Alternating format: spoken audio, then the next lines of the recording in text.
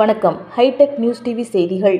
சென்னை கோமாளீஸ்வரன்பேட்டை பகுதியில் அருள்மிகு தர்மராஜா கோவில் மகா கும்பாபிஷேகம் நடைபெற்றது. சென்னை புதுப்பேட்டை பகுதியில் மிக பழமை வாய்ந்த அருள்மிகு தர்மராஜா திருக்கோவில் மகா கும்பாபிஷேகம் 11/2/2024 அன்று காலை 9:40 மணி அளவில் கும்பாபிஷேகம் வெகு சிறப்பாக நடைபெற்றது.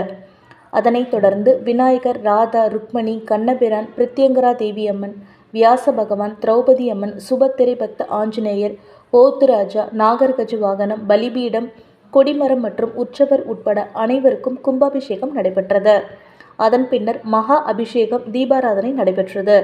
பக்த கோடிகள் அனைவருக்கும் பிரசாதம் மற்றும் அன்னதானம் வழங்கப்பட்டது.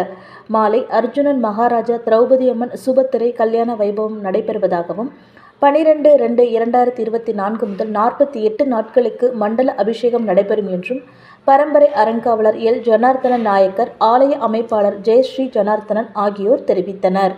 மேலும் பக்த கோடியான கோமாளீஸ்வரன்பேட்டை ஆன்மீக செம்மல் கஜபதி அவர்கள் கலந்து கொண்டு கோவிலின் சிறப்புகளை எடுத்துரைத்தார். 300 ஆண்டுகள் பழமை வாய்ந்த இந்த கோவில் 30 ஆண்டுகளுக்கு பிறகு தற்போது மகா கும்பாபிஷேகம் மிக விமரிசையாக நடைபெற்று இருப்பது இப்பகுதி மக்கள் மகிழ்ச்சி அடைந்துள்ளனர். மேலும் இந்நிகழ்வில் பத்மநாபன் மற்றும் அப்பகுதி மக்கள் 1000க்கும் மேற்பட்டோர் திரளாக கலந்து கொண்டு சுவாமி தரிசனம் செய்தனர்.